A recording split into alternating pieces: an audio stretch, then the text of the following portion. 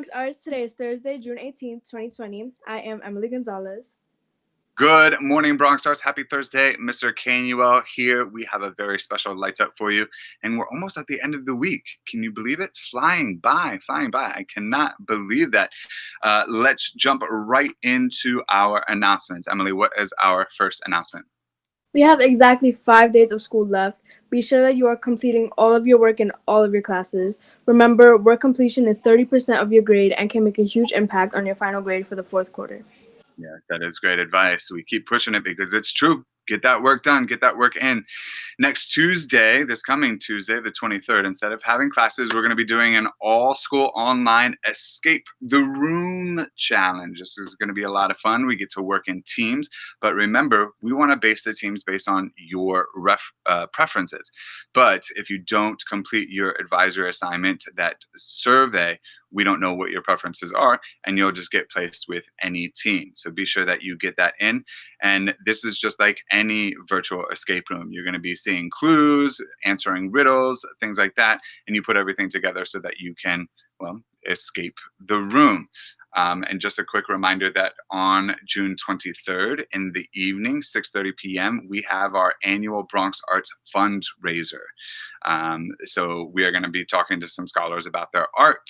We are going to be debuting our Fame Junior video, which is going to be really exciting. And it's just an opportunity to sort of celebrate all the work and the progress that Bronx Arts has made, not only as an elementary school, but as a middle school. If you are interested in viewing and being a part of that, please let me know. And Bronx Arts, how are you? Mr. McCabe here. Happy Thursday. Glad to be here as we're getting to the end of June.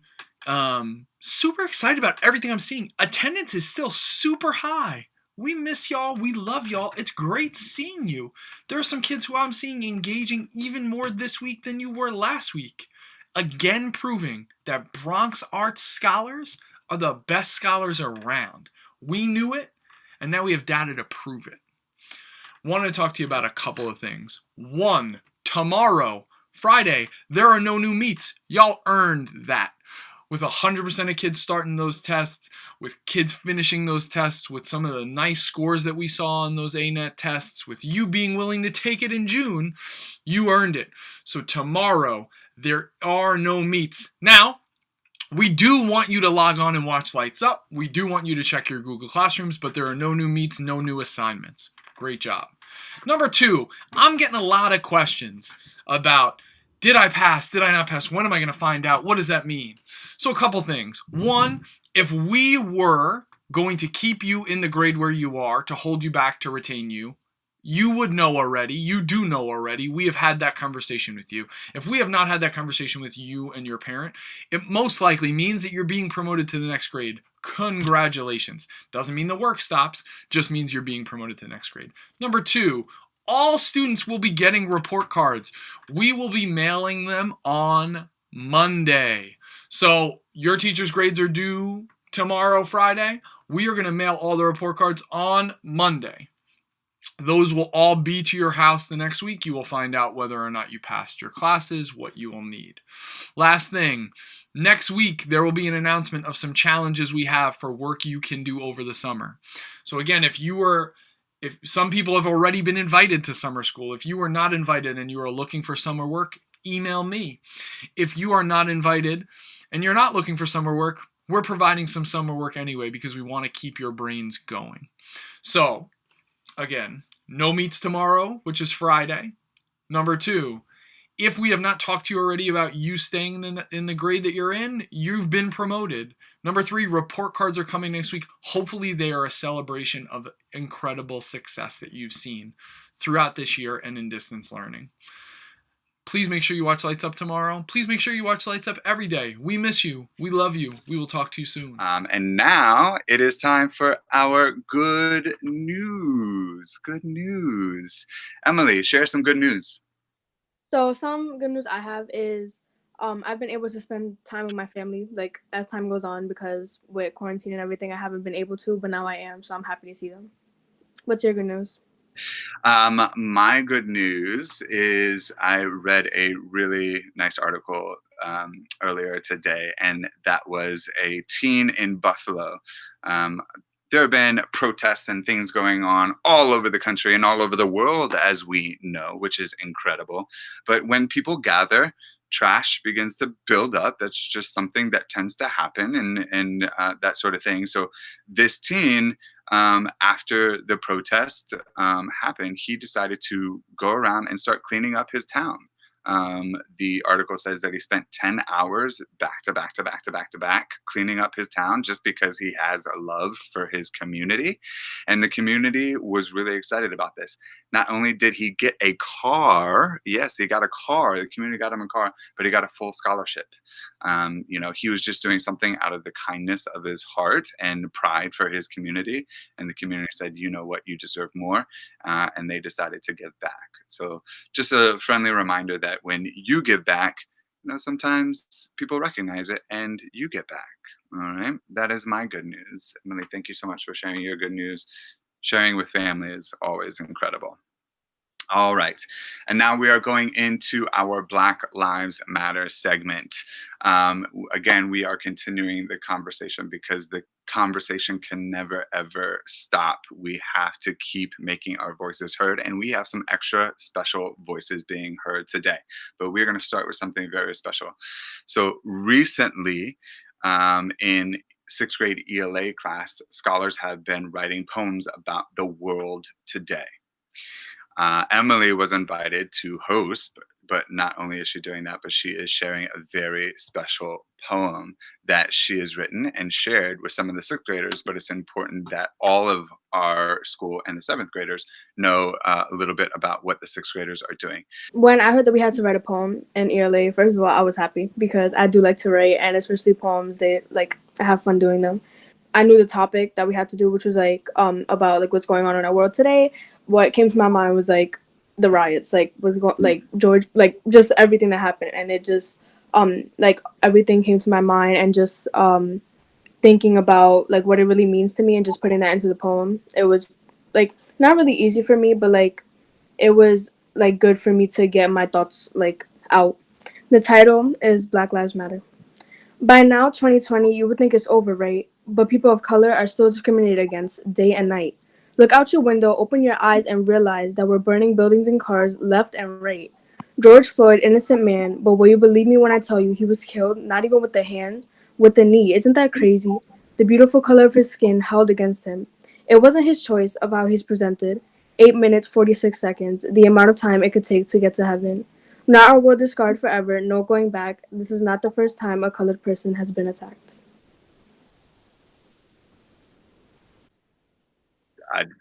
I honestly have no words. I have chills, but I have no words. That was incredible.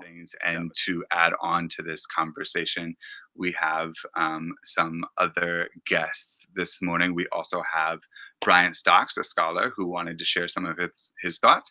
And then we have Emily's English teacher, her ELA teacher, Miss Valentine. Hello. Good morning. Thank you so much for joining us. Good morning.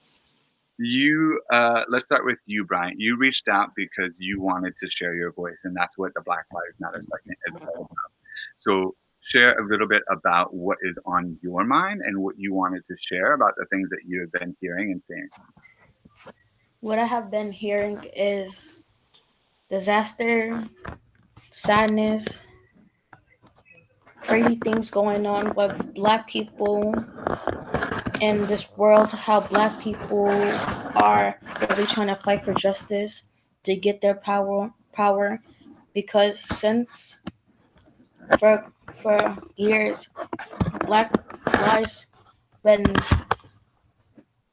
police brutality has been happening, and it's not only to some people, Pacific people, there's Black people that are being killed for no apparent reason. And on May 25th, George Floyd was killed, and the world went crazy, and African Americans went crazy because the death of him, and he was not armed, and white cops want to see African Americans fight rioting, and we're trying to get our justice to show them that we don't want this to happen anymore. I just want to let young Black people and others to know that we're not safe, and we still, even though we're not safe, we still need to fight for our justice because we don't like our own Black people being killed. And every time we try to do something about it, they won't give us the power. Just had one follow-up question, and then we'll go to Ms. Valentine. I know that you wanted to talk a little bit about how people are responding to this. Looting stores, protesting, like Blackout Tuesday. It's many ways to try to stop this and stop police brutality, but we could try to stop it in a type of way, but it's not like we're trying to be nice to the police, but they won't respond back to us how we want them to. And like what we're doing, I feel like we're doing the right thing by looting and like break into stores because that's that's um that's how the city has to pay back money just to get everything fixed. So we're just like really trying to show that we want power and we want justice for final, like, since people have been Black African Americans have been killed, like George Floyd, Eric Garner, Breonna Taylor, and more, because it's not right how you could kill people and get away from it. Like we finally got a little bit justice by the 4 police officers being arrested or being held accountable for the situation of the death of George Floyd. So that's a little justice, but we want more than that if we want it to stop. I hear you. So if I may just sort of sum up and hear what you're saying is that obviously what is happening is very unfair. What is happening is very sad. And what is happening is very frustrating. What has been happening to Black people in this country by the hands of police and maybe even like government and systems. What I also hear you saying is that there are a lot of different ways that people are showing their frustrations and their anger and wanting to make themselves heard. And that comes out in rioting, looting, and even protesting. And what I hear you saying is that all of those are to get that voice heard even more, so that the attention is on the problem. Am I understanding and hearing you correctly? Yes. Got it. Great. Thank you so much for sharing your voice. Thank you so much for reaching out to me to say, hey, I want to share my voice about what is happening and what is going on. And anyone is always welcome. Miss Valentine, I got a quick question for you. Again, thank you so much for being a part of this morning. You know, I think the basic question that I always ask is like thoughts, feelings, sort of basic emotions that are happening for you and what is coming out for you in terms of this movement. Yeah, it's definitely surreal. Like, I'm definitely in my mind calling it like the second Black civil rights movement. It's crazy to be living in times like these and seeing it. It's like literally like textbook pages coming alive. And it's a lot. It's a lot to process. And I think what ended up happening, at least for me, and having multiple conversations with staff members, and when we even decided like to kind of on Monday take the time, the teachers, to talk with students about what was happening, and I just saw that there were so many different feelings and questions, and there was anger. There was even like a argument that broke out too in my meet, and it was okay. Like that was the space for it. But I'm like, man, there has to be a healthier way for us to talk about it and come together, because all of us are feeling so many different things. It's a lot to even pinpoint. And as a person who loves poetry, I think as an ELA teacher, it was a really appropriate thing to do. And so we just took some time. I had a friend come and help us out, and we took some time to write about how we were feeling. And I think that we needed that space. Some of the most quietest students, you had people like Rachel Higgins and Elijah Caraballo, like literally they put themselves out there with those poems about how they were feeling. People that I think on a regular space wouldn't have been able to express that, or at that time on that Monday didn't have the right words, but we had the time to go through, revise. And when we shared those in a very, very vulnerable space, I think it was appropriate. And I think that we just need to find more healthy ways to talk about what we're feeling, which is why I also appreciate, I know we have that art contest, what was it to do today, right?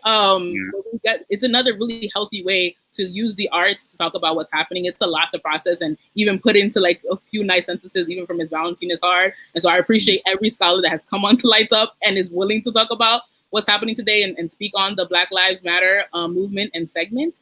But it is a lot, but I just think we need to find healthy ways to talk about what's happening. And sometimes just speaking is not enough. And sometimes you got to figure out a healthy way to talk about it and get it out, because it's a lot and it weighs on you, for sure. Absolutely. And you're way ahead of me. You answered my question plus my follow-up question, which was, why did it come into your classroom? And so that's amazing. The other thing that I just wanted to point out is the fact that, you know, like history repeating itself. You started that with like, you're seeing like history popping. But, you know, what I keep thinking about is that this is not the first time that hashtag Black Lives Matter has popped up in social media in the last 5 years, in the last decade, right? This is not something that is new. Can I just ask you, like, what do you think makes this movement different than like the previous hashtag Black Lives Matters movements that we've already been through and dealt with and tried to make our voices heard through? I obviously think it's definitely the just use of technology and social media. This wasn't a thing that was there. And the line that sticks out to Emily's poem, like I think the one that gives everybody chills is like, "Yo, kill. Would you believe that he was killed not with a hand, but with a knee?" And it's like that's got everybody upset. And I think, and again, these are ongoing conversations I'm having with like family members and things like that, where it's like, now that we have your attention, so it's like, it starts with George Floyd, was like, listen, now that we got your attention, there's a couple other things we need to get right on this list. And so all of these things come in correlation. And so it spreads faster because we have access to it. I think I even saw a quote from Will Smith that was saying that like racism isn't new, or like police brutality isn't new, that it's just now being like recorded. And so these are things that have been happening for forever, but I think technology and social media is what is making the difference from the last movement to this one, for sure. Yeah, I definitely agree with you. And hopefully the videos, the conversations being heard in multiple ways, like we are talking about, is going to make a difference, because, you know, as we've said, enough is enough. So hopefully change is coming. But that, you know, not only does that have to do with us, but the powers that be that are going to take care of all of those changes from the top down. So, you know, we're going to keep sharing our voices and keep going until change happens. So, of course.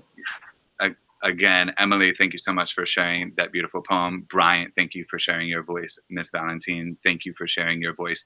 And doing those things in your classroom that make a difference. It's so much fun. We got one more day, guys. Today's Wednesday. Yes, one more day. Come through. Come to the ELA 6th grade ELA meet. We got one more day of good poems. So come on through. Absolutely. Absolutely. Everyone is invited. Do you hear that? Everyone. We are going to go on to our scholar segment very quickly. We had a debate for all of 3 minutes in theater majors this morning, but I wanted to know your opinion. Who is better and why? Justin Timberlake or Justin Bieber? Justin Timberlake, Justin Bieber. Ms. Valentine, Bryant, Emily, anybody have thoughts on that? I get to speak on this? Yes, absolutely. Let's have a quick debate. Let's go. Ooh, okay. So I automatically want to go with Justin Timberlake just because I grew up in like the NSYNC era, and y'all don't know nothing about no NSYNC, and like that in itself makes him better. But like Justin Bieber comes out with the box, like it really, like I think he's just the king of catchy songs. You might not like him, and I know he's done like a lot of crazy, but like he comes up with some catchy songs. But like if it came down to it, I have to definitely say Justin Timberlake, just because of like his relationship to NSYNC. That's it. All right, Emily, your thoughts? Justin Timberlake or the Biebs? Okay. I would say Justin Bieber, but at the same time, I want to say Justin Timberlake because I don't really listen to like these two like artists, but Justin Timberlake, from what I know, like one of his songs, like the way that he, like, I don't know, just the way that he puts his words and everything, like, I don't know, I just like it. And then Justin Bieber, like Ms. Valentine said, is like I don't know, like his music is just like upbeat and like very like, I don't know. I would probably say I will have to go with Justin Bieber. Yeah. Okay. All right. Bryant, do you want to weigh in on this? Justin Timberlake or Beliebers? They suck. Both of them. Okay. All right. Both of them. That's easy. He chooses no one. He chooses no one. He thinks that both of them are awful. Email me your response. What do you think, Justin Timberlake or the Biebs? Also, what has come to light, the debate is over in terms of Netflix versus Hulu. 88% said Netflix. 12% said Hulu. I'm on that Netflix train for sure. All right, Emily, what is the riddle of the day? The riddle of the day is, what has one head, 2 feet, and 4 legs? What has one head, 2 feet, and 4 legs? If you think you know the answer, email me at rknewell@bronxarts.net. That is all from us. We've had a lot of lovely conversations, a lot of lovely debates. Any final words from anyone? No? You need that free trial on Netflix. So send over your password to Brian. He needs to check Netflix. That is his final word. Bronx Arts, have a wonderful day. Happy Thursday. We miss you. We'll see you soon. Bye.